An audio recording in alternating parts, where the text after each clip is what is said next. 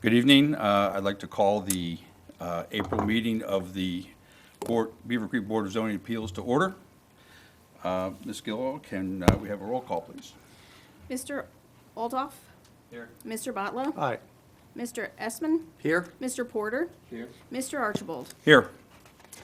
Okay, thank you very much. We have an agenda out in front of us. Does anybody have any additions, subtractions, corrections to the agenda? If not, I'll entertain a motion to approve the agenda as written. Yeah, I approve, I move motion for approve. Okay, we have a motion and second. Second. Okay, motion and second.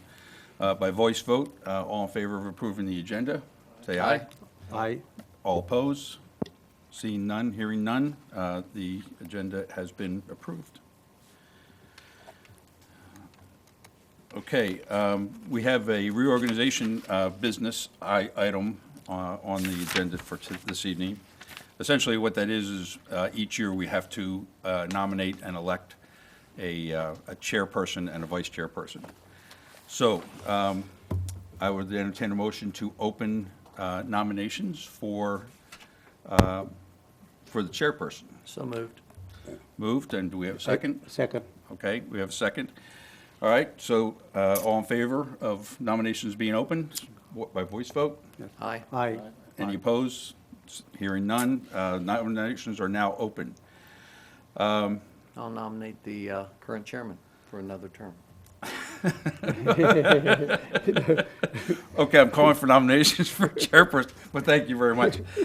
We have a motion, a nomination. Do we have a second for that nomination for Second. chairperson? Yeah. Second? Okay, and this isn't voice vote, right? This is individual vote? That's further nominations. Oh, that's right, Yeah. that's right. Yeah. automatically become chair. Right, okay, got ahead of myself. Okay, any other nominations for chairperson? Move the nominations be closed for chairperson.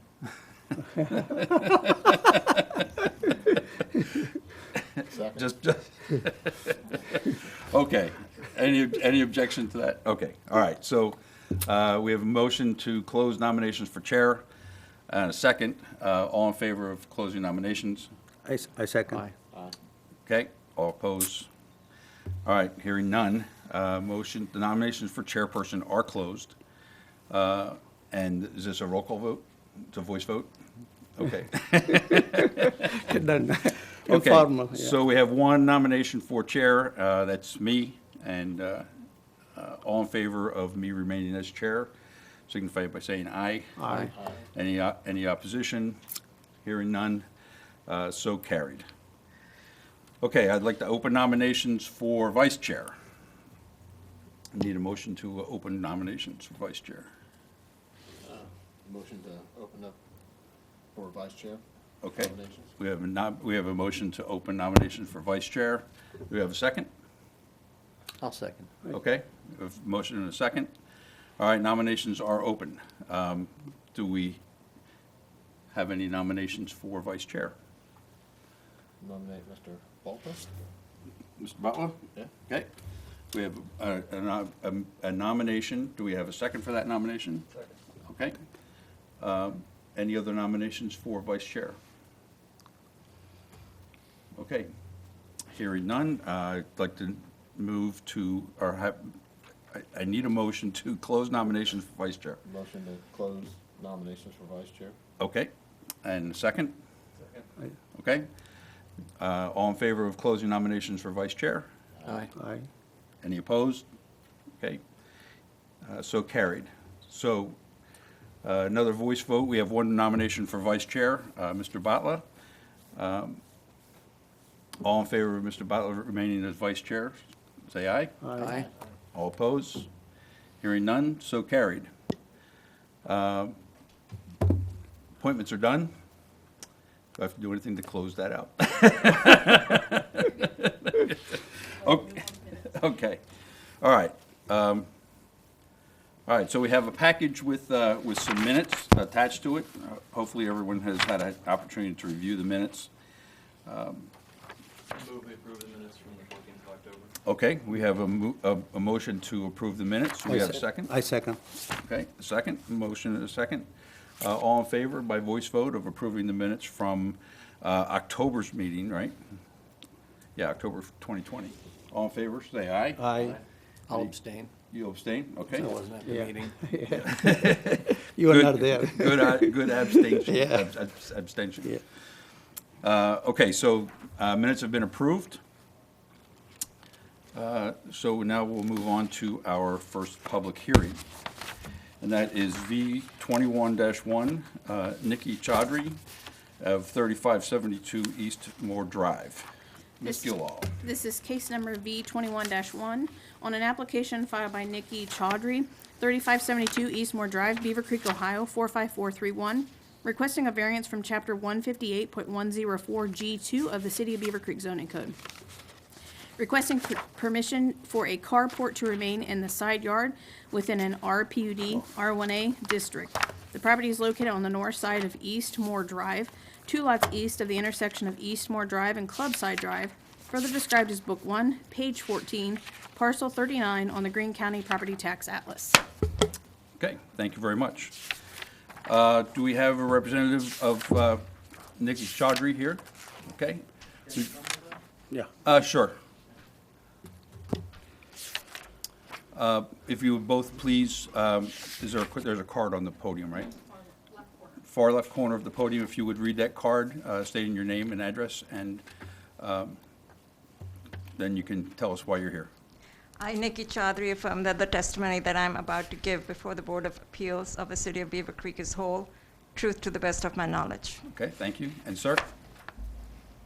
I, Iftikharul Haq, affirm that the testimony that I am about to give before the Board of Zoning Appeals of the City of Beavercreek is the whole truth to the best of my knowledge. Okay, thank you very much. Tell us why you're here.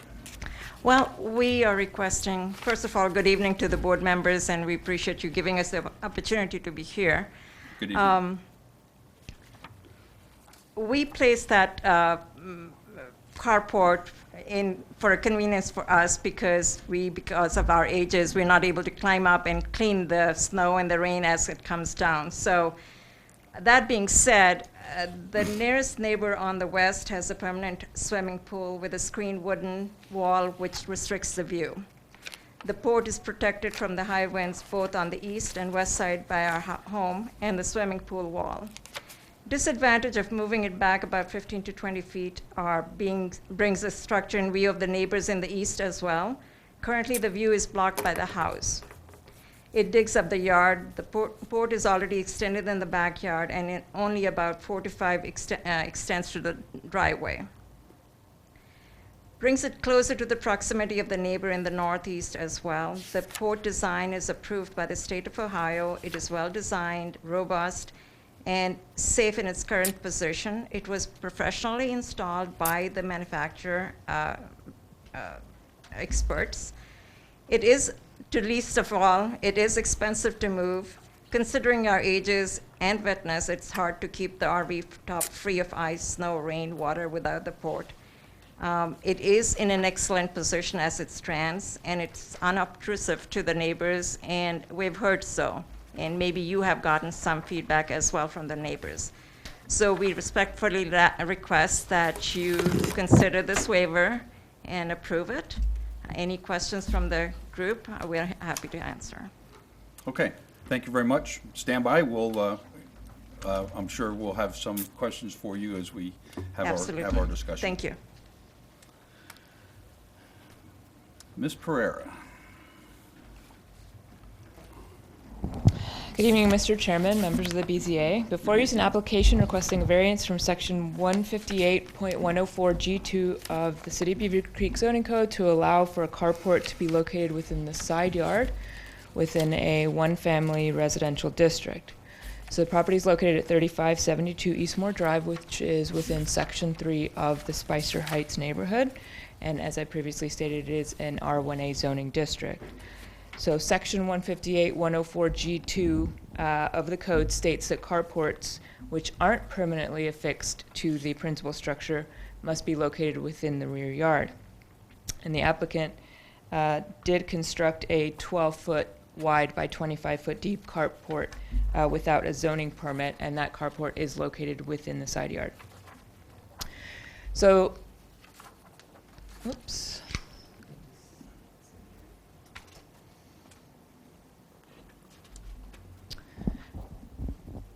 The city of Beavercreek received a complaint about the carport, and our zoning inspector went out and took a look at it to confirm that complaint. When he did go out and take a look, he found that the carport was located within the side yard and that there wasn't a zoning permit. So he did let the applicant know that they needed to come in and get a zoning permit, and when they applied for that zoning permit, the permit was obviously denied because it wasn't located within the side yard. In reviewing the applicant's request, staff has determined that there is a substantial amount of space in the rear yard to locate that carport. And as you're aware, when an applicant makes a request for a variance, if there's a location where they can meet the requirements of the code, then staff can't recommend approval. So staff is not recommending approval of this case because the carport could be located within the rear yard of the property. And so we are recommending disapproval with the two conditions in the attached staff report and in the attached resolution. And I can answer any questions that you have following the public hearing. Okay, great, thank you very much. Ms. Gillill, do we have any written submissions? Yeah. Yes, we do.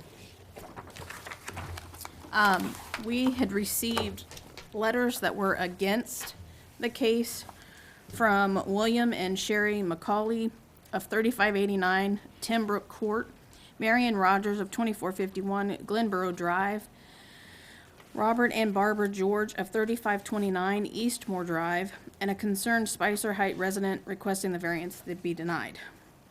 Letters were submitted from Diana Wolf of 3569 Timbrook Court, Judith and Kenneth Hull of 3549 Eastmoor Drive, and Donald and Mary McLeod requesting that the variance be approved. And the BZA members did receive copies of the letters that were submitted. Okay. Okay. Is there anyone else here to talk on behalf or against this application? No, No, not yet. Yeah. Just any of your neighbors or anybody who, Other than you. yeah. Okay, seeing none, I'll close the public hearing on this and open it up to BZA members, and I'll start with Mr. Altoff. Yeah, I had a question about the zoning and the lot. Is it that, sorry, I'm trying to phrase the question on the go. Is the lot deemed a corner lot? Is that what the problem is, or is it? No, it's not a corner lot. It's just within any single-family residential district. If you have a detached carport, it has to be located behind the house in I the see. rear yard. I see, If it's okay, attached to the house, it could be, okay. it I could saw be it was at the located T-junction. in I the wasn't side sure yard. if that was missing the thing. So any house along that street that isn't, whether corner lot or not. has to be behind the house. Got That's it. correct. Okay, thank you. Any other questions? No? Okay, then, Mr. Porter, I have no questions now. no questions? Mr. Assman, welcome to the board. Thank you. And I do have a question for staff. Okay, It appears to me, driving by and from the picture, that there is really no physical hardship that would prevent the carport from being placed in the rear yard. It doesn't appear to be so, no. Thank you very much. okay. Anything else? Vice Chair Badla. My question is that I live in that neighborhood, Spicer Height, and I walked through the area, and I did not notice, I didn't walk the whole length for the past 6 months, and I didn't notice anything. But since this request, and I kind of walked by and I saw the structure. So my question is that, did not you know that it requires a permit to install anything permanent? No, at that time, Come on up to the microphone. no, at that time I didn't know that, and that's what I just went ahead and asked the manufacturer to put it on. But later a neighbor stopped by and he said that his father-in-law had a hard time. Did I get a permit? Then I realized, okay, I should have gotten a permit. Then we applied for the permit. Yeah, so this is not knowing is not excuse, It is true, but Yeah. I've submitted other pictures also. You can see with the snow on the ground in my submission. If we move it back, it is more exposed than now. I mean, it looks good right now, which neighbors have complimented. But if we move it back about, let's say, 15 feet, you see it is exposed east, west, south, more exposed than not. Plus it digs up the yard even further. You can see that we did extended the pad there, and at that time the back end of the port is behind. It is not that it is extended toward the road, toward the front, it is rather toward the back. And if it really looks, the RV looks better, more beautiful with the carport than without the carport. And if you look at the pictures which you have, if you just see how much snow and is on the ground and on top of the RV port, you can see that it is the least obtrusive there. If I look at this side, which is the other, there's a tree you can see, just that hides it. If you're coming from the east on the road, you can hardly see it unless you are past halfway. And there's a fence on this side opposite to the house. There's a house on the other side. So I really don't see any neighbor. It is least visible from any neighbor's spot. But if you move it back, it becomes all more visible. You dig up the yard, there's extra expense there. So, Yeah. yes, sir. And there's a house next to you, a corner. He has as you said, a swimming pool enclosed. Yes. He has an RV also. His RV is parked on the driveway, Yeah. and there's no carport, Yeah, yeah. So you know that, right? You're right. I think you're talking Yeah, I'm talking at about the corner, to your at the left. If you face your house, Yes. to your left at the corner, Yeah. he has like an in-ground swimming Right, pool, right, and he has an right. RV, but park on the Yeah. driveway. Yeah, I think that. Yeah, so that is the house which is. I mean, we can park it there without the port there, but it really looks even worse. I mean, it looks better with the port. It's not. It is 14 feet high.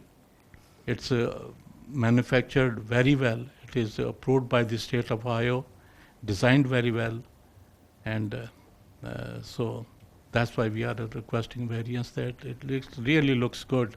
It's unobtrusive. If you come from any side, unless you're coming from the neighbor's corner, that house you can see it there. But if that tree it grows, becomes greener, you can even not see that. So it's least obtrusive at this point. And the waiver we are requesting is for a couple of years while we have it. 5 years. Or as long as we stay there. So if we move, it's going to go with us. And zoning has a regulation, as you know. We do. And those regulations are well thought, for the betterment of the community. And if you start, making different rules or not comply those rules, then it encourages other people to also do what they like to do. And That's a very valid point. Totally agreed. But, you know, again, we're respectfully asking you to consider this in the better interest. And cities have limits, and we understand that. And yes, we made a mistake of not asking for the permit upfront. Again, that was our oversight on our part. But, you know, there are other vehicles and people park, things like that. And we're taking care of the property by taking care of our property in the best possible way. It is, again, manufactured property. It's not a shutter just put around it. It costs a significant amount of money. And to take it back, there is a slope in the back where it is a water seep. So that would mean we'll have to take it up the level on the ground as well. So again, we are asking for your consideration here. We're not, that's all that we can say at this point. the last question I have, Certainly. that it just caught my eyes. You know, like I say, you just walking by or driving by, it gets attention that this structure all of a sudden can appear, you know. So anyway, Yeah. Yeah, but you said you didn't notice it before, No, but you noticed it once the yeah, complaint- no.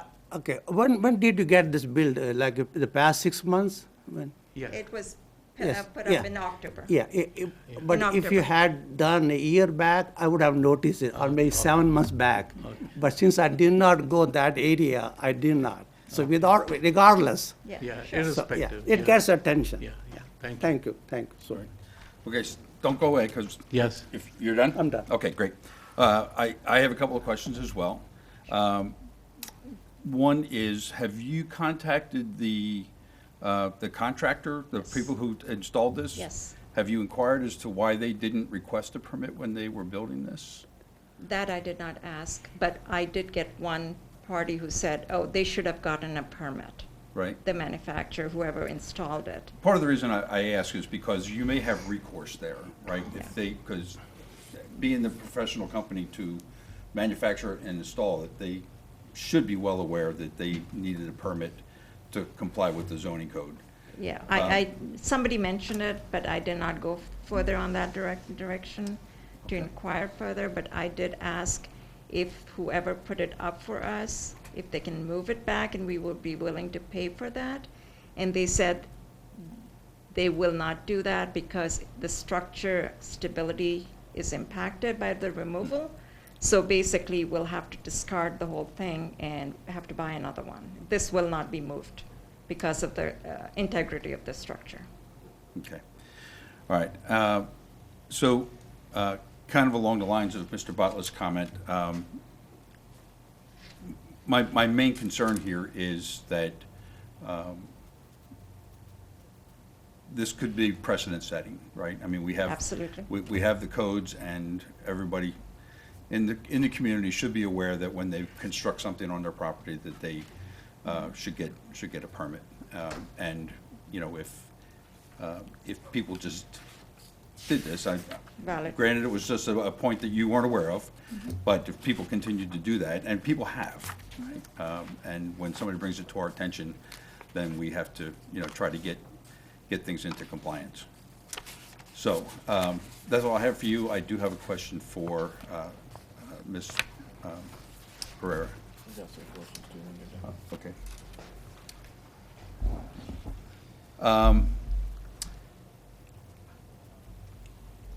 Could they make it, I'm not trying to make a solution here, believe me, but is there an opportunity for them to be compliant by permanently attaching it to the house?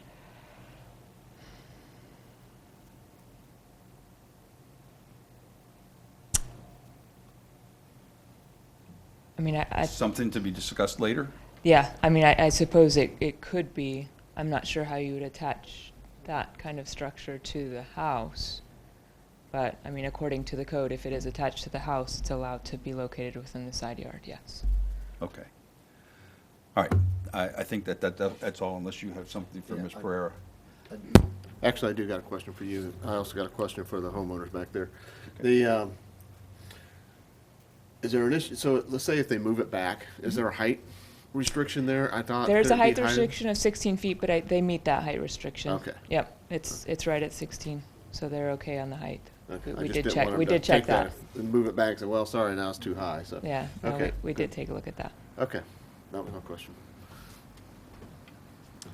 Okay, I've got a question for the homeowners too, if you don't mind. Applicant. You said that if you were to move tomorrow, you would actually take that with you, is that correct? Yeah, we'll either sell the RV or discard of the thing, port. Okay, so if you went to another location, you wouldn't be able to take that and put it up somewhere else? I mean, again, the point is the integrity is lost Okay. in the move. So moving it, that would not be beneficial. Okay. So if you move, you would have to discard that Yes, no sir. matter what? Okay. Yes, Okay. sir. Thank you, I just wanted to clarify that. Yes. any other seconds? I have a question. Regarding integrity of the structure, I don't know who has told you. I don't understand how could be integrity will be disturbed. It's all bolted connection. You just unbolt. The men, Only thing you have to put that foundation slab in the back, which extra cost. And of course, will be costing you to disassemble and then assemble back. But integrity has nothing to do with that, as long as slab is sound and you're able to unbolt and then put together. I think integrity comes if the process they put it up there, that they first put the support bars there, then once they remove the supporting structure, the angled bars, and then the roof is kind of not very, roof is damaged, they don't warranty that also after it's replaced or removed. So it's not, it's the roof, it's not really solid iron roof, it is kind of their material there, plus the angle bars they have, once you unscrew them, put them back there, I don't think it has the same strength as original. Okay. My guess is that that's more a matter of product liability on the part of the company and not an engineering problem. Yeah, correct. Sure. Do you have anything from the manufacturer that states that it can't be moved? no, I do not. Okay. But I talked to them on the phone and requested that, because this topic was coming up, and soon after I talked to them, and they said that they will not get their vendors or whoever installed it to move it, because in removing, they could damage it, so they will not be responsible for that. Oh. So it is insurance, liability, all those factors included in the package there. Okay, all right, thank you. Yeah. Any other questions for the applicants? Okay, I have one more question for Ms. Pereira.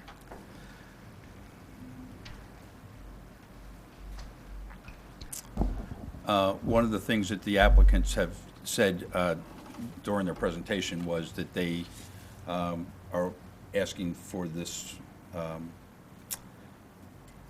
variance based on a certain period of time.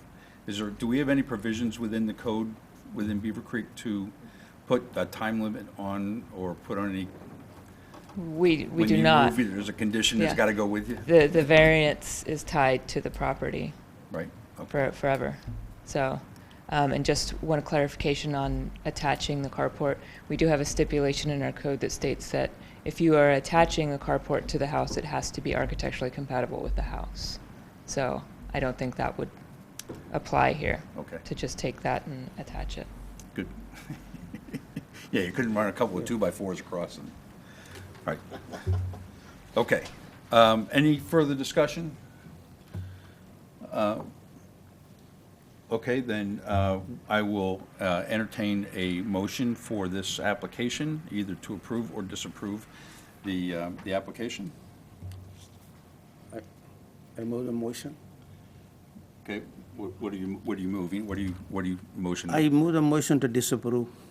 Okay, we have a motion to disapprove the application. We have a second? Second. Okay, we have a motion and a second.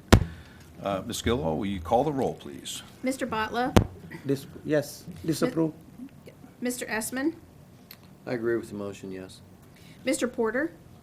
I agree with the motion. Mr. Althoff? Mr. Archibald? Yes. Okay, so, sorry, we've disapproved your request, your variance request. But I wish you well. Wish you luck. Thank you. Thank you for consideration. Okay.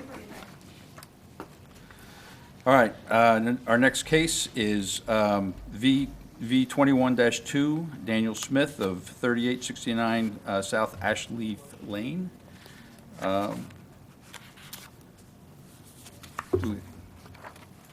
What, you, oh. This is case number V 21-2 on an application filed by Daniel Smith of 3869 South Ashleaf Lane, Beavercreek, Ohio 45440, requesting a variance from Chapter 158-104B2 of the City of Beavercreek zoning code, requesting permission to construct an accessory structure that would encroach into the required front yard along Darst Road. The property is located on the south side of South Ashleaf Lane, 3 lots east of the intersection of South Ashleaf Lane and Redwood Boulevard, further described as Book 3, page 23, parcel 138 on the Greene County Property Tax Atlas. Okay. Thank you, Ms. Gillo, for keeping me in line. Do we have Mr. Smith or a representative from Mr. Smith here? Sir, if you could please read the card up in the upper left corner of the podium there and then tell us why you're here. I, Daniel Smith, affirm, and my address, 3869 South Ashleaf, affirm that the testimony I'm about to give before the Board of Zoning Appeals of the City of Beavercreek is the whole truth to the best of my knowledge. Okay, thank you.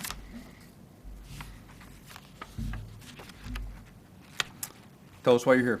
Oh, I'm wanting to put a shed in behind my house, and just want to get approval before anything's done. I don't want to. I'm just. Why don't you tell us a little bit about the uniqueness of your property? Well, from my understanding, it's a double front lot, and the backyard doesn't have much of a yard, and I didn't know if I could. It would be a prefab deal where they bring it in on a truck and just set it up. It wouldn't be constructed, but it's actually behind the house, but you wouldn't see it from Ashleaf, but I've got big trees and it would be covered on Darst, but you know, I don't know what the code is or anything like that, but new to this. That's right, we'll guide you. Okay. Okay, if you don't have anything else to present right now, we'll stay handy. We'll Okay. probably call you up in a Sure. little bit while we had to discuss. Ms. Pereira, can you give us a staff report, please? Thank you, Mr. Chairman. The applicant is requesting a variance from Section 158-104B2 of the City of Beavercreek zoning code and is requesting permission to construct a 12-by-8 accessory structure that would be located in the front yard within a residential plan unit development. So the property under discussion is located on the north side of Swigert Road within Section 16 of the Walnut Grove subdivision. 158-104B2 of the City of Beavercreek zoning code states that in the case of a corner, double, or multiple frontage lot, an accessory structure may be allowed in the yard opposite the front facade of the principal structure, provided that said structure does not encroach into the required front yard and is no closer to the front property line than the closest adjacent neighboring home. So as you can see, the lot under discussion is a double frontage lot. It does have 2 front yards, a front yard along South Ashleaf Court and a front yard along Darst Road. Because the lot configuration does not have a rear yard, and along with the requirements that are outlined in Section 2 that I just stated, an accessory structure is not permitted to be located anywhere on the property. So because there are 2 front yards, the required front yard setback within this residential plan unit development is 40 feet. So with Section 158-104, which does take into account double and multiple frontage lots, it does allow for an accessory structure to be located within the front yard. However, it goes on to further state as long as it's outside of the required front yard. In this case, the house sits right at the required front yard setback of 40 feet. So he has 40 feet in this front yard, 40 feet on this front yard, which then excludes him completely from being allowed to have an accessory structure at all. So because he has this situation, which obviously we see on a couple of these lots here next door to him, this isn't the type of lot configuration that we see on a regular basis within the city. It's definitely an anomaly and something that we don't like to see. We don't like to see these types of lots created because it does create issues. Because of that, staff feels that the applicant does have justification for requesting this variance, simply because he is not permitted to have any type of accessory structure at all if he has to meet the strict requirements of the code. So we are recommending approval with the conditions in the attached resolution, and if you have any questions, I can answer those following the public hearing. Okay, thank you very much. Do we have any written input? No. Anybody else here to speak to this case? Okay, then I will open it up for board discussion, and I will start with Mr. Porter. I have no questions, no. You have no questions, okay? Not yet. Good thing I always offer seconds. Mr. Althoff? No questions. No questions. Mr. Essman? Yes, for staff, I assume then this means that this lot has actually no rear yard. That's correct. It has no rear yard at all, and our requirement is that an accessory structure be located within your rear yard. Exactly. Yes. So if this lot were configured differently and there was a rear yard, he could construct within that rear yard even though he has double frontage. That's correct. Yes, at that point, we would not recommend approval because he would have the option to construct in that area. So this, I don't want to say this is a unique situation, but this is certainly a rare situation that's based upon the plating requirements that were approved by the Planning Commission a while back. That's correct. Thank you very much. Very good questions. Mr. Butler? Yeah, I question, Mr. Pereira. This 40.64 feet is from center line of the Darts Road, No, Edge? the 40.64 feet is from the back of the sidewalk. back of the side. Yeah, the property line starts at the back of the sidewalk, and so the front yard is from that point in towards the house 40 feet, and that's exactly where the house is, almost exactly. So you see here, yeah, so the sidewalk is here. Yeah, I have no problem. Absolutely. So, Thank you. Ms. Pereira, Yes, so this is a PUD, right? It's a residential correct. PUD. And was this situation created because it was a PUD? The house would never have been built if it hadn't been a PUD, would it? not necessarily. I think we have a couple of developments that have these kinds of situations. Obviously, when we are reviewing subdivisions and reviewing new PUDs, we try to avoid having, this narrow of a property where they wouldn't have a rear yard. But I believe Oakbrook Chase, we had this exact same issue where someone didn't have a rear yard and wanted to put in a shed as well. So, I mean, sometimes when they're trying to fit the lots in, they do that, and to their credit, they did put in a little bit of a mound and then covered it in trees, and you really can't see their backyards from Darts Road, which is obviously to protect the neighbors that live there too, but also gives screening on the Darts Road side as well. So. Okay, this is kind of an unrelated question, but when I was surveying this lot, I noticed that I believe it's to the east, going this way, right? So his neighbors to the left. I'm sorry, his neighbors to the right. These. There is a set of fencing that starts at his next door neighbor's property and runs east. And it looks like, is that something that was installed by the city, do you know? On this property? Not, That property and the ones next to it, the two. No, we would not have installed that. I know that we have done, I'm not sure if it's on this side, it might be on the other side, but we have done variances for fences because again, a fence, Yeah. can't be located anything over 42 inches can't be located in the front yard. So we've done variances for fences along this section, but we haven't installed any fencing. Yeah, in that the only area. reason I asked is because it's a contiguous fence that runs for 3 properties. They may have all gone in on it together, I would imagine. Okay. I don't have any other questions. Any seconds? Rick? I'll wait for all you guys to ask your question, I'll see what I got left. Are there any other homeowners that are in there that did get a variance for a shed? No one that's gotten a variance for a shed. Like I do see that this one next door does have a shed kind of halfway in this side, halfway in this rear. Not sure how that. Non-compliance of the side yard Yes, setback? no, not in the rear, you're right. In the side and in the front. Not sure how that got there. It appears to have been there for some time now. But that was not, we don't have any other sheds along the back here besides that one. But what about, you mentioned fences, you did do some We fence have, variance. I did look back and we did, so you have, I think, I'm not sure what the road is that comes in off of Darst, but across it, which it's Yeah, that's- similar to this, Yeah. where the houses are backed up to Darst Road. But, yeah. We have done a couple of fences No, back stay, there. yeah. Okay, Yep. that's all I got. Can I Thank get a you. second too, please, since you're up there? Yes, sir. Just for the record, the shed will be in the rear of the house and not in the front of the house. Is that correct?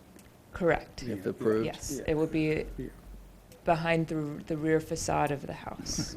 Thank you very much. Well said. The other question I have is Darst Road considered what, an arterial? Or is it a Yes, thoroughfare? yes, it is. I want to say it's Yeah. a major arterial, Yes, Okay. but it not is- a it is- thoroughfare. It is Yeah. running road, yeah. Yes, Okay. it is running road, yeah. Thank you very much. You're welcome. Any others? Okay. And I will entertain a motion for approval or disapproval of this variance request. I move the motion to approve. Okay, we have a motion to approve. Do we have a second? Second. We have a second? Question, do we need to specifically call out the conditions? I think we do, right? Yeah, Yeah, so, Do we need to call out the findings of fact? I'm just asking because this is my first meeting. no, I don't believe so. Okay. but if we don't attach conditions to the Right. approval or disapproval, well, wouldn't matter in a disapproval, but if we don't attach conditions and they have no teeth. I understand that. Yeah, right, right. Okay, so is the motion to approve with the attached conditions? What is it? There's There's two conditions. two conditions. Yeah. They're listed in the resolution. Oh, okay, that's resolution, okay, I didn't see that. Yes, yeah, with conditions, yes. Okay. And seconded with the conditions? Okay. Roll call, please. Mr. Esmond, Aye. Mr. Porter, Aye. Mr. Altoff, Aye. Mr. Botla, Aye. Mr. Archibald. Yes. Okay. Mr. Smith? Congratulations, we've approved your variance request. Thank you very much. Build your shed. Is there conditions or, I mean, Well, there are two conditions that would, oh, I do have to? Oh, okay. Can I do that with you, Melissa? Okay. Thank you. you're very welcome. Thank you. Thank you. Okay. Our next case is V21-3, Michael and Amy Rettig of 3361 O'Hare Drive. Ms. Gillall. This is case number V21-3 on an application filed by Michael and Amy Reddick of 3361 O'Hara Drive, Beavercreek, Ohio 45434, requesting a variance from Chapter 158.121A3 of the City of Beavercreek zoning code, requesting permission to keep the existing 4.5-foot fence with an automated pool cover, and from Chapter 158.105C to keep the existing 4.5-foot fence within the 40-foot required front yard within an R1A district. The property is located on the southeast corner of Lee Drive and O'Hara Drive, further described as Book 6, page 5, parcel 85, on the Greene County Property Tax Atlas. Thank you very much. Do we have a representative, Ms. Michael or Amy Reddick, here to discuss, or a representative for the applicant? So I work for the pool company, but someone I assume knows that they're sick. Oh, I see. Oh. Okay, so are you going to present then? I was not going to present. I was just going to be here in support of them. Oh, they're not here? Okay, well, Because I thought they were going to call in, or someone was going to try to call them. That's what they called me with this afternoon. So they're in quarantine for COVID. okay. Well, I think, so.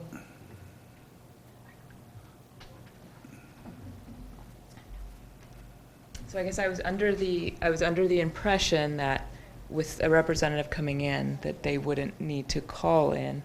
I can attempt to give her a phone call and put her on.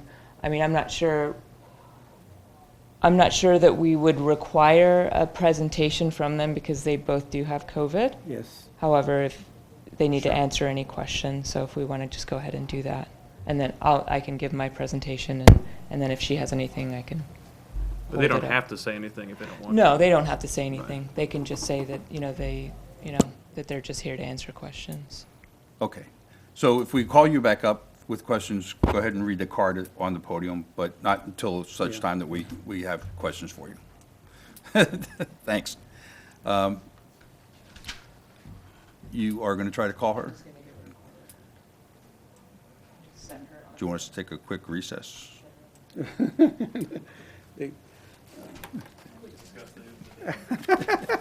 Yeah. No, those, yeah. No, the pull out from Afghanistan. Pull out.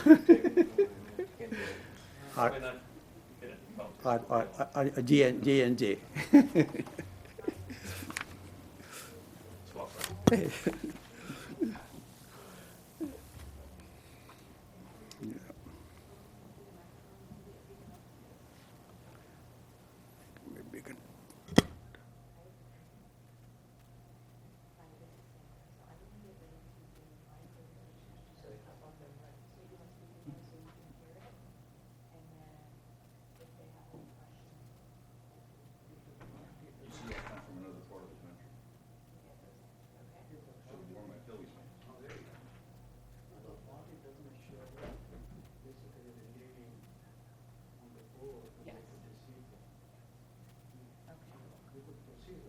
Put the phone on speaker, then hold it up close to the mic.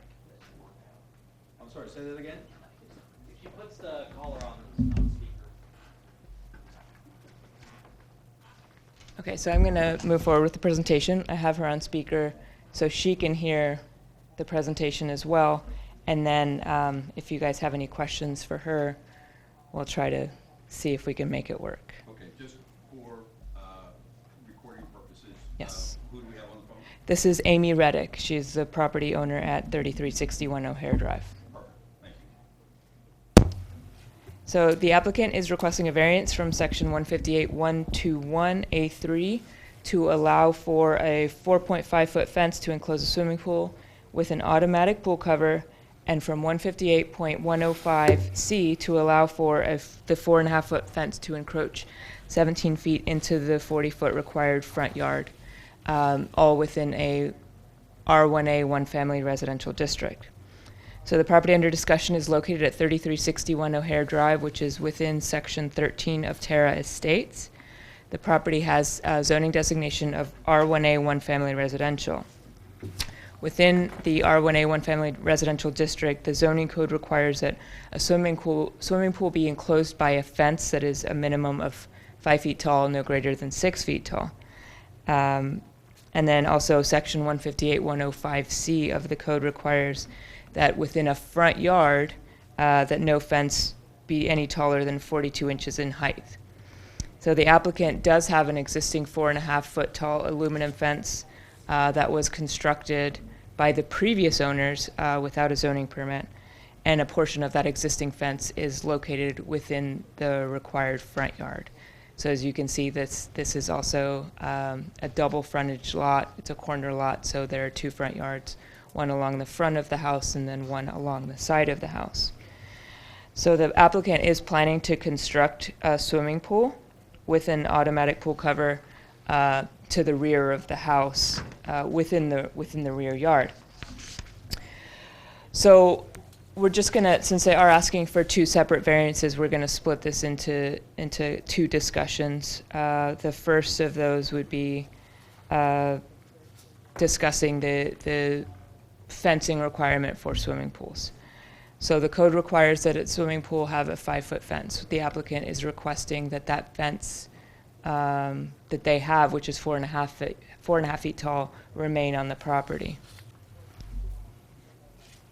So that fence was constructed, as you can see on the site plan, before they bought the house. In looking back at old aerial photos, it looks like a fence was installed originally, a 3.5 foot tall fence, which was conforming, and then at some point, one of the property owners went in, removed that legal fence, put in a new fence that is 4.5 feet tall, and did not get a permit. So then the Reddicks bought the property, and that fence was already in place. So the code does require that the fence be at least 5 feet tall, but it also requires that when that fence is 5 feet tall, it not be located within the front yard. So as you can see here, the fence that they are proposing to keep is located within that front yard. We're currently working on a revision to our zoning code. It's something that we do once every year, every couple of years. And one of the proposals that we plan on bringing forward is that if you have a pool cover, an automatic pool cover, that the fence not have to meet that 5 foot tall requirement, that the fence could be 4 feet tall. So you could do a 48-inch fence only if you have an automatic pool cover on the swimming pool. So because we have that proposal moving forward, and staff doesn't have an issue in the future of only requiring a 4 foot tall fence with a swimming pool so long as there is a pool cover, we are recommending approval of that portion of their variance request to allow for a 4.5 foot tall fence to be able to surround the swimming pool. Second part of that variance request is to keep that 4.5 foot fence within that front yard. As I stated, that fence was put up before the property owners did move in. However, with the installation of the pool, a portion of that fence is going to have to be removed anyway to allow for construction equipment to be brought in to install the swimming pool.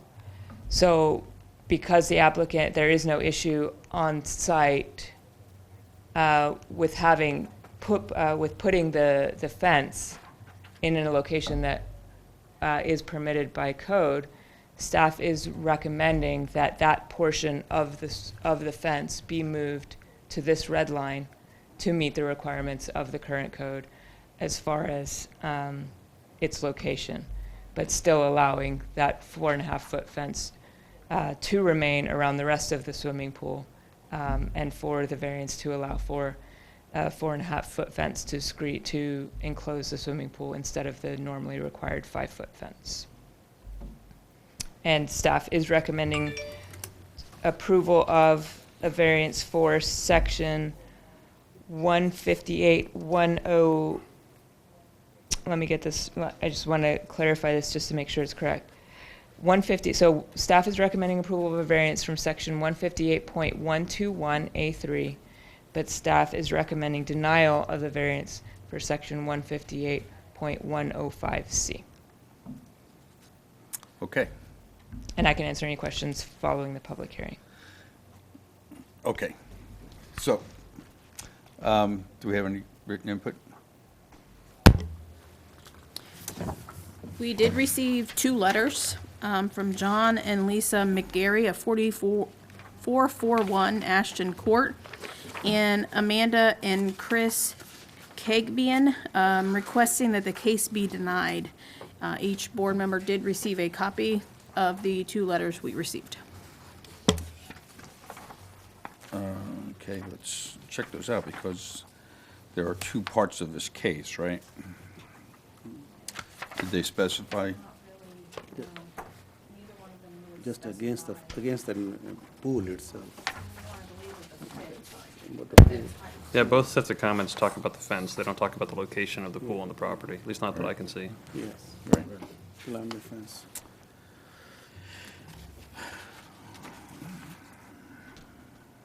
Okay.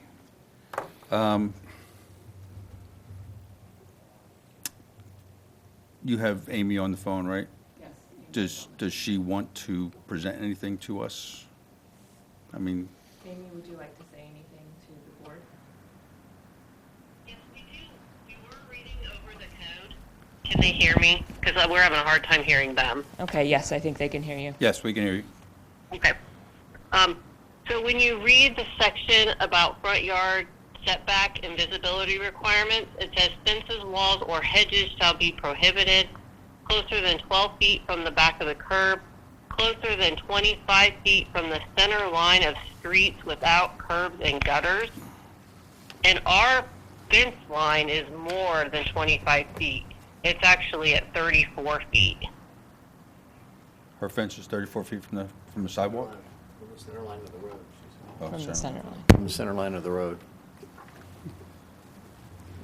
Yeah, because you guys are basing it off of section B, and if you read in section D, technically our fence would be permitted.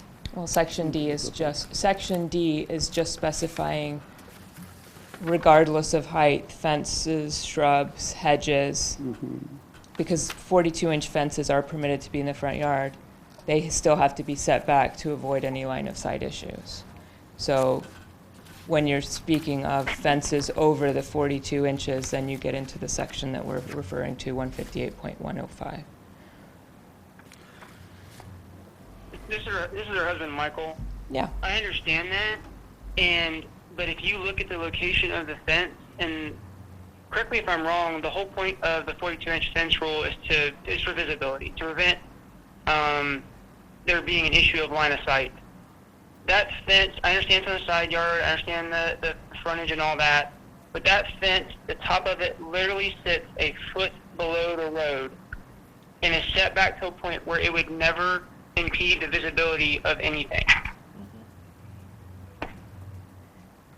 Okay.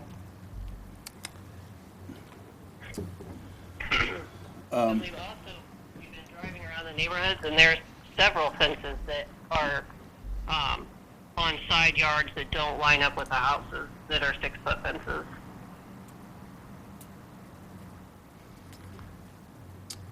Okay, so if they don't have anything else to present right now, let's open it up for board discussion. Okay. Keep them on the line, we can ask them. I'm going to close the public hearing part of this, right? Okay, we have a, Can I say something? come on up, introduce yourself. I, Dave Kramer, affirm that the testimony that I'm about to give before the Board of Zoning Appeals of the City of Beavercreek is a whole truth to the best of my knowledge. Thank you. So I do live in the City of Beavercreek. I live at 1869 Willow Green Drive, so I'm a resident as well as the pool builder. We had staked off the pool once, and we had put the pool within the fence line, and we had the pool closer to the street originally. And then we realized that was not going to work because we're considered in the front yard. Sure. So we moved the pool to behind the house. So now basically the pool, we can see the pool lines up with the side of the house. Okay. To move the pool farther, if we go back to the house picture, so that's a walkout basement. As you go up and around the far side of the house, we are going up into basically the first floor of the house. So the more we push the pool towards that neighbor's, we are pushing the pool basically into the ground. We could possibly think about turning the pool perpendicular to the house. Unfortunately, there's a creek and a big tree line back there, so putting it perpendicular is almost impossible. as the house was built, whoever built the house, the electric line to feed the house also does not feed into the side of the house, unfortunately. It feeds into the center of the back of the house, which goes around that planting area and down. So to try and push the pool that way, I'm not going to say is impossible, but it's very improbable. Although, I mean, they are already having to do retaining walls, but we're talking from going to a 2-3 foot retaining wall to potentially a 5, 6, 7 foot retaining wall to push it that way into the, to push it, to be able to get the fence lined up along that property line. So we're trying to put the pool into place, and obviously now it's the fence issue. The only thing I don't know as a city resident, if they move into a house that the fence is already there, what is their responsibility? Or if this pool's not even happening, would we be told, would we be telling them at this point to take the fence down? Without a variance. I don't know. I mean, that's as a resident. So in the construction part of the pool, it's going to be very difficult to continue to push the pool that way. We've already done it. They're already incurring a lot more cost to do it for landscaping, because the yard is flat towards this side until it gets back to the hill, until come back towards the road. Turning it perpendicular is not really a possibility because of the trees, and I believe there's a creek back there. I'm not 100% positive. Okay. So we're trying our best to try to fit it within the constraints. It's just trying to keep the fence where it's at. And I don't know, the only other question I would have, and this is your hypotheticals about like attaching it to a house. If I don't take that fence down and access from the other side of the house? I don't know if it's possible. That's a lawyer question. Because we're literally going to take out one post. I mean, we're not taking that whole length of fence down. We would be taking out 2 sections, 1 post, going in and out the same way every time. They're not taking that fence down. We're creating an access for a bobcat backhoe. Sure. And that's all we're creating the access for. So it is a unique lot. And I don't know if we can go back to the first case, if that's possible, because that pool and that side yard, I guess I don't know, because that house wasn't sitting straight on the yard. If it becomes from the front point of the house is where the front yard is that the truth? It depends on the setback.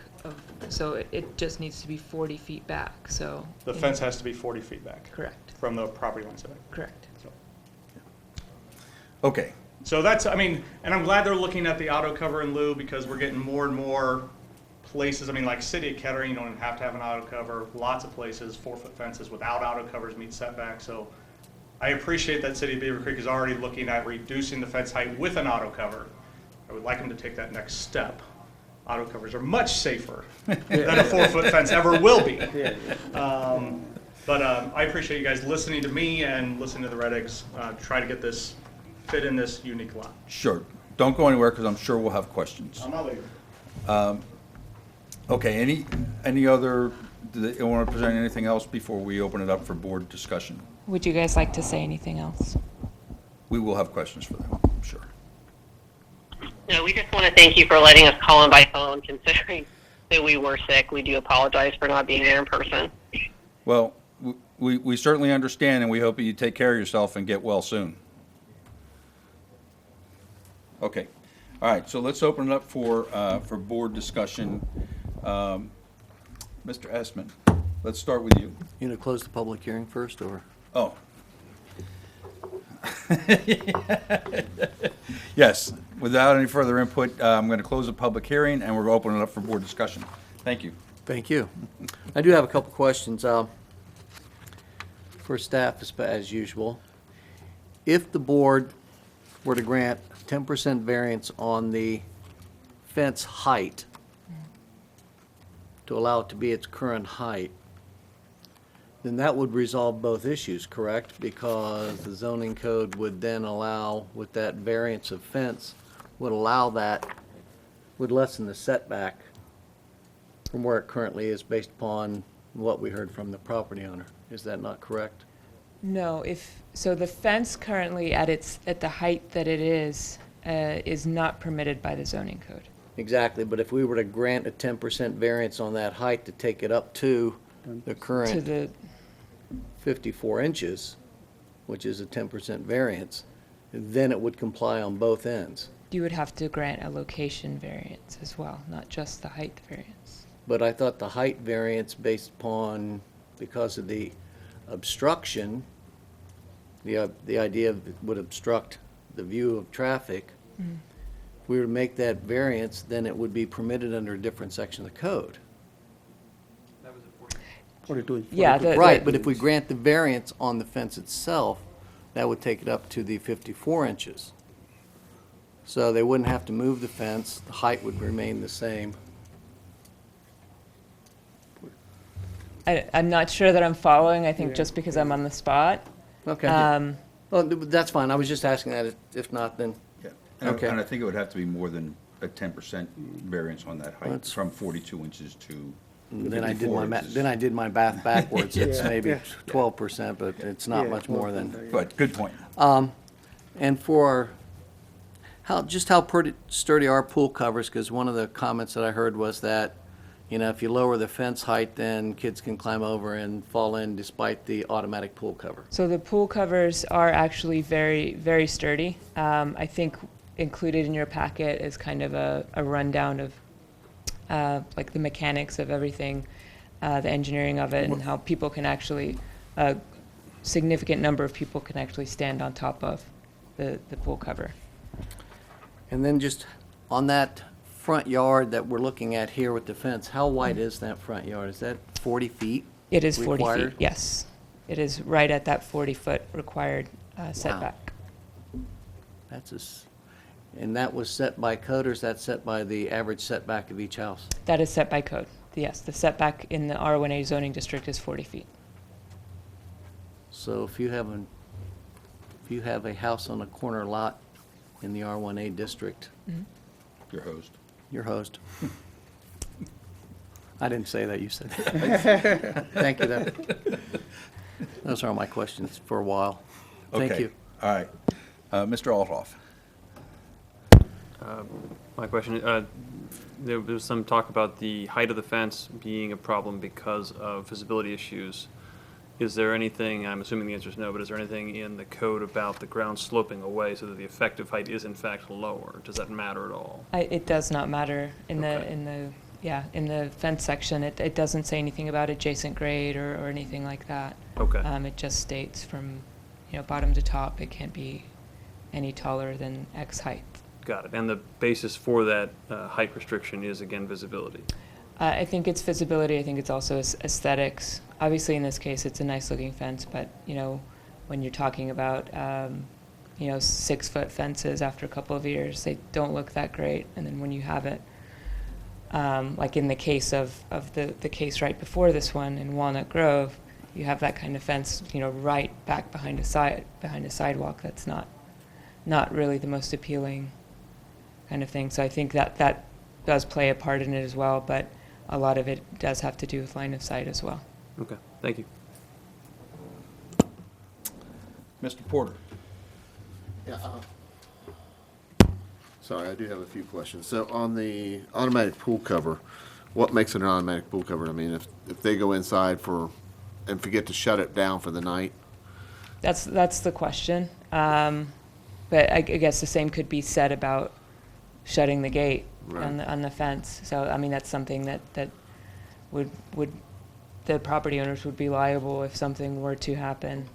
It obviously, if the pool is not being used, our preference is going to be, and what we will put in the code if it's something that does get approved, is that if the swimming pool is not in use, the automatic pool cover must be closed.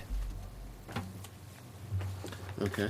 And on the fence, if the homeowners were doing some other construction at their house, a shed, or I know they already got a shed, but if they're putting a shed there, would the fence come into play then, to where just by chance they're having to do a permit, and we caught something else, or is it?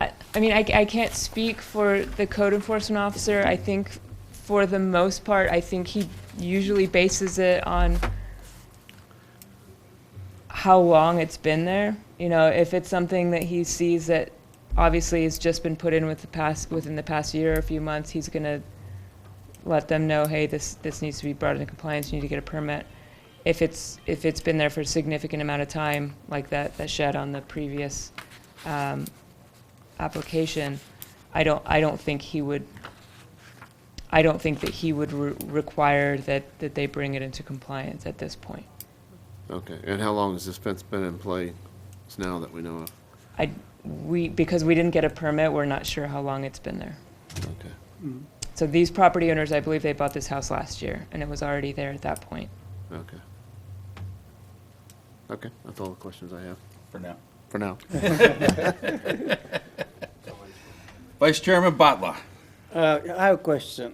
In my definition, the front is on O'Hara Drive, and Lee Drive is the side, being a corner. And so that, as far as height is concerned, like 42 inches, but now it's a 54 inches. And this is a good-looking fence, iron fence. And as he said, that to bring equipment, they have to only remove 2 panels, not the whole thing. Personally, I have no objection keeping the fence as it is. It's a good fence. Just removing 2 panels, put back again. And not only that, if you move more in, then, as you said, the pool has to be moved further out and cause a lot of inconvenience and gradient, everything. So I have no problem having the fence as it is. Anything else? And other part, which you already have made decision, that you allow 4.5 feet fence height, as far as height is concerned, that, board, so that you're no problem. Yeah, that's all. All right, my turn. So, let's talk about the zoning code adjustment. Okay.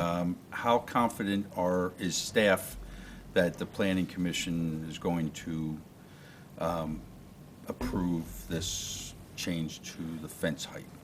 We haven't brought discussion to them yet as far as any of our zoning code changes. But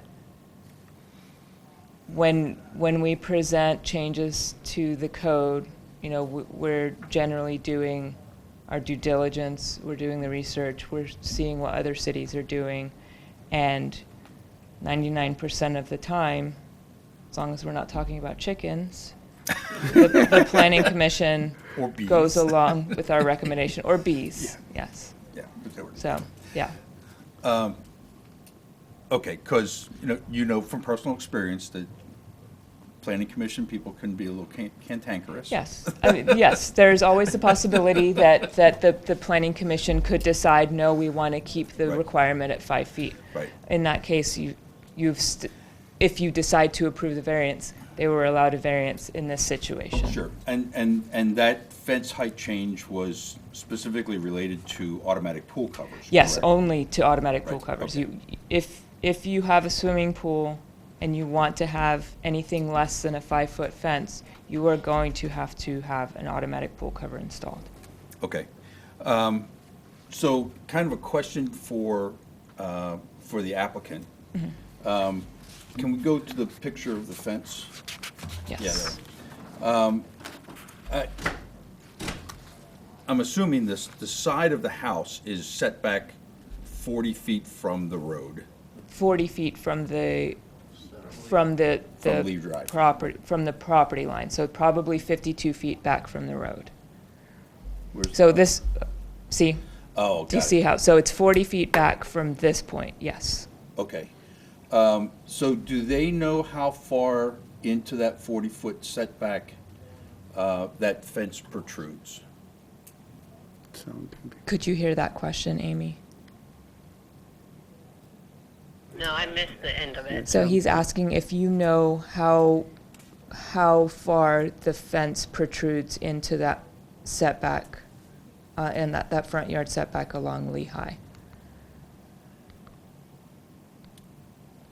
Do you know the exact distance that the fence is from your Lehigh property line? Because I think in the report, it said 17, it encroaches 17 feet. I don't, Yeah. So if it, And looking at it, I so don't if think it it's- encroaches 17 feet into the required front yard setback, that would mean that it is 23 feet from the front property line. I'm questioning that 17 Yeah. feet. You're questioning the 17. Yeah, I don't think it's 17 Okay. feet. Do you, Can she tell us? Amy, can you confirm that the fence projects out from the house towards Lehigh by 17 feet? It does project out from the house, but I'm not sure how far. We can go measure it real Doesn't look quick. like 70 feet. No, Mike's gonna run out and measure it. it's like If it's not too much of an issue, that'd be great. It's like 5, 7 feet. In the meantime, while they're doing that, I Okay. have a question for the pool guy. I'm sorry, I didn't catch your name, your first, David?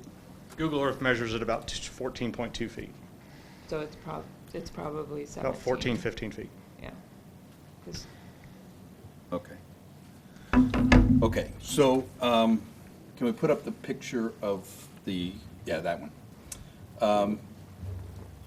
So with the red line there, showing that if the fence were to be relocated along that red line to come into compliance with the setback, how far would the pool need to move to the right? I mean, you can't have a fence at the edge of the pool, right? Correct. So an aluminum fence, the pool would have to be a minimum of 5 feet away from the pool. Okay. Because an aluminum fence, or the fence would have to be completely bonded to the swimming pool as a metal object within 5 feet.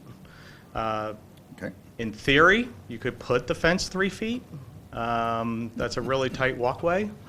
I have to put the auto cover, that's the end of the pool that the auto cover is going to go on, so probably 4 feet would be really the tightest it could be, but that's putting the fence right there at the back of the property, at the back of the pool.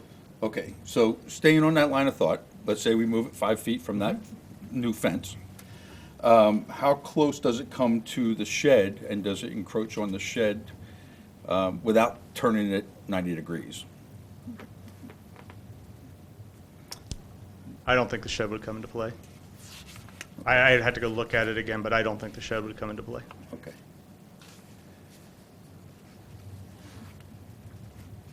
All right. I'm kind of, I went out there and looked at this property. Aesthetically, I don't see a problem, right? It's, the fence is not a visibility hazard. It's well off of the corner. There's no other intersecting streets that come into play with that fence. Do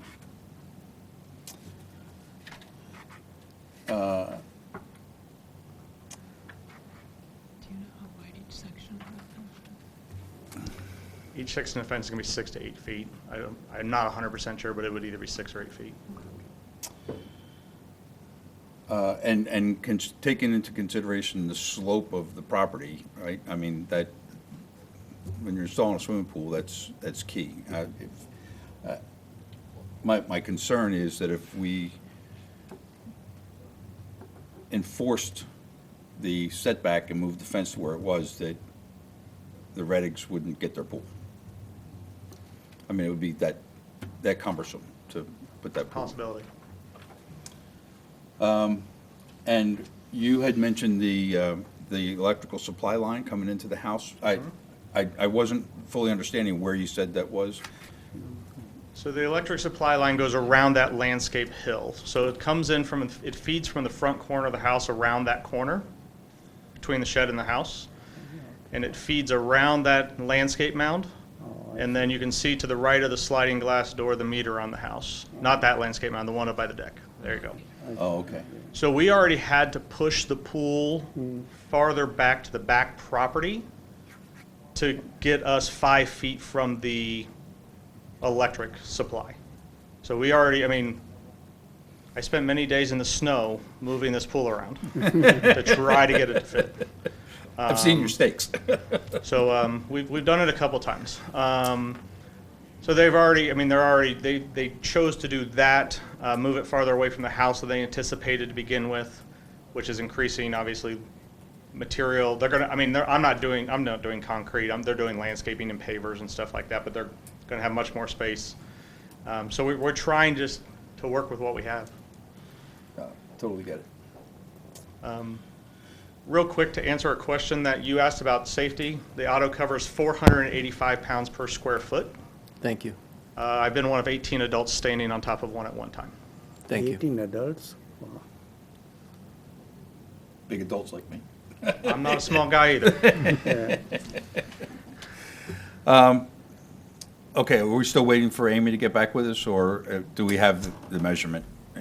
We don't Dave have, we provided the don't have the measurement yet, but just looking at, so if these panels are 6 feet wide, at a minimum, you've got, is it at least 3 of them on this side here? You're also coming at an angle. Yeah. That's not straight. Yeah, I'm good. Yeah, so there's, yeah, you are coming at an angle, so, Look like, right, somewhere in that area. And as you, I guess if you come back, so you're measuring the variance from the closest point, so it would be here. So yes, you're coming at an angle here, but at this point, it's more than likely that, what did I say, 27 feet. Is the measurement from the center line of the street, or is it from the curb? It is from the property line, which is 12 feet back behind the curb. I thought the property owner referenced that in its section of the code said if there's no curb and sidewalk, then it's from the center line, so that's not accurate? that's what I said. Yeah, well, because there is a curve, so there are different ways to measure. You can do 25 feet from the center of the line, 12 feet from the back of the sidewalk is the same thing as well, or 40 feet from the property line. So there, it's just different forms of measuring depending on the situation that you have, whether you have a sidewalk, whether you have curb, whether you don't have curb. So, Are there curbs on that street on Lehigh? yes, there are only curbs. There are no sidewalks. I see. And just one more thing, just to point out, because we are actually working on a swimming pool just down the way, is that there is actually a 40-foot drainage easement along the back of this property line, which they don't show here, so they wouldn't be allowed to put the swimming pool within this 40 feet. Because of the creek and the drainage easement. Because that's an issue that we're having. The drainage easement actually gets bigger as you go west to 100 feet, so. Okay. Anything from them yet? Did you guys get that measurement? Yeah, it's 16, the fence is 16 feet from the house. Yeah. 16 feet from the house. Okay. All right. So that's at least 24 feet to the property line, and probably another 4 or 5 feet to the street, right? Yes. And I think there's kind of a picture that kind of gives a better idea of what that looks like from the street. Yeah, and that actually gives a good perspective of the. Of the actual slope of the difference. backyard, too. Yeah. Okay, any seconds? I got a question. You mentioned about aluminum fence. Are we having any more fence around the pool or just a outside fence? You mentioned something, aluminum fence. What is that? Yeah, this is no more fencing is going up. Yeah, that's what- When he had said something about moving the fence, how close could the fence be to the pool? Yeah, Any type of a metal structure within 5 feet of a swimming pool would have to be electrically bonded to the Oh, rest of the yeah, pool. I see. But no, that fence, I mean, there's no other fencing going in. It was in reference to Daniel's question. that's it. Anybody? All right,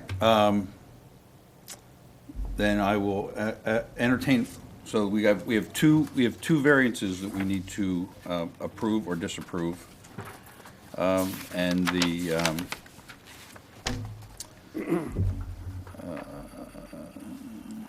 where am I? Yeah, first one, yeah. Yeah, page 4.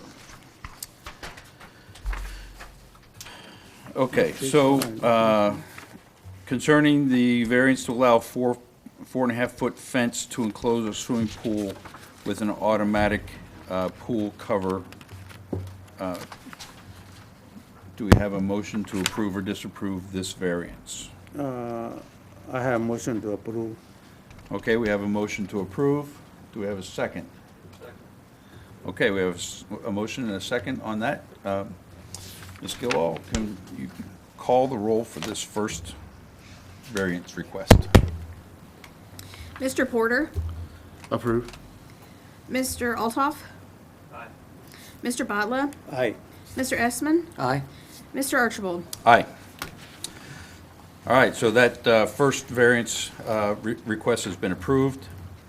Then we have a second variance request, which is to allow a 4.5-foot fence, which we just approved, to encroach into the required front yard. Staff is recommending denial. Do I have a motion to approve or disapprove this variance request? I have motion to disapprove. Okay, we have, I'm sorry. To no, go clarify. back. No. I have motion to allow. to allow, okay. Motion to approve it. To approve the To- variance. To approve the variance. Okay. Right. We have a motion to approve the variance. Any second? Second. Okay, we have a motion and a second. Ms. Gilall, can you call the roll again, please? Mr. Altoff? Aye. Mr. Botla? Aye. Mr. Esmond? Aye. Mr. Porter? Aye. Mr. Archibald? Yes. So you did tell them that it's been approved? Okay. All right. I think that concludes our business on the agenda today. Anybody have anything else for the good of the order? If not, I will entertain a motion to adjourn this fine committee. I move we adjourn. I second. All in favor? Aye. Any opposed? Hearing none, this meeting is adjourned.